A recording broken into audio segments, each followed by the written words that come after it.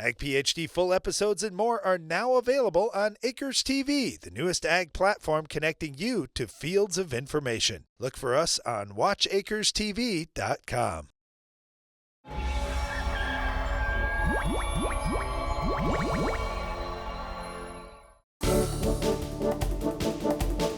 During our Farm Basics time today, we're going to talk about a job we do early every spring. We count the stand. And what we mean by that is we put a number of plants in the ground. We're going to count how many we have and how consistent that stand is. Yeah, it's funny because sometimes you'll see the planter go through the field and just a few days later, farmers are out there digging around and you might be thinking, well, what's going on? Didn't they just plant the field? Now they're back in there already. Man, we are so excited to see the crop come up. We want to see, did every seed come up? How's our stand look? If we got a nice even emergence happening out in the field, because if we get an even emergence and if we get every plant that we put in the ground to come up, we're going to have a great stand and we got the best chance for yield. But if we don't have a great stand, we need to get back and replant in some situations very quickly before our ideal planting window passes us by. So here are a couple of the things that we're looking for. We want to make sure we have even spacing through the field.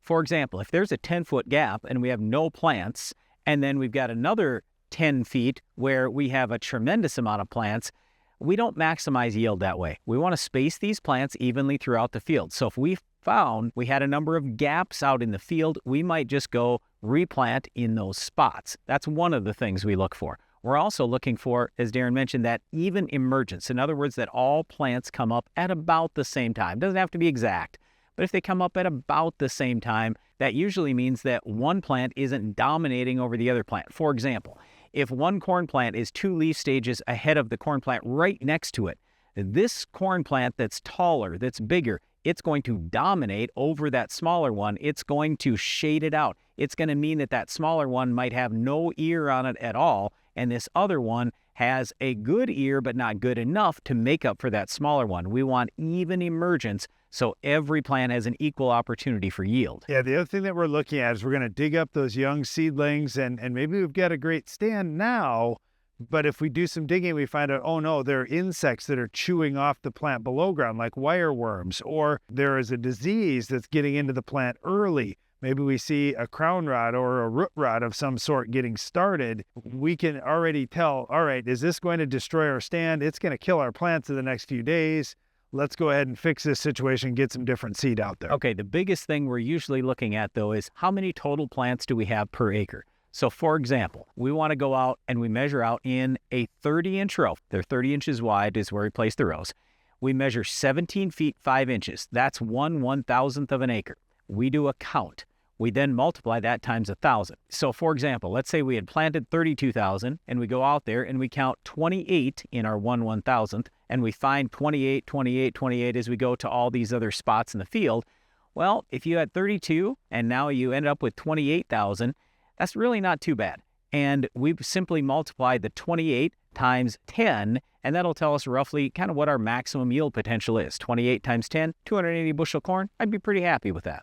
Yeah, and you're not always going to have a perfect stand. If you put 30,000 seeds out, if you get close to 30,000, that's about as good as you could ever hope for.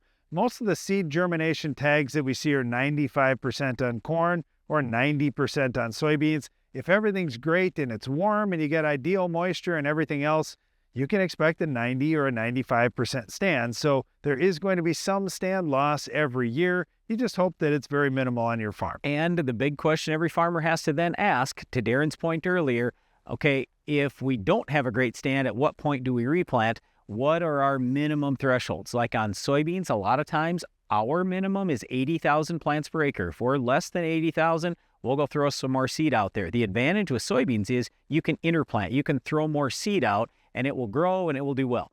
With corn, you can't do that because newly planted stuff, it'll be way behind the early planted stuff. The early planted stuff will choke it out and it'll produce nothing. So basically, you have to rip up a poor stand of corn. So that's why stand counts in corn are much more important because, hey, we're actually going to tear up some crop if we want to go replant. Well, you can tell we're passionate about this subject. Stand counts are something we'll do as soon as our corn plants start emerging out in the fields. So watch for farmers doing that in your area. One other thing farmers may be out looking for is our weed of the week. Can you identify this week's weed?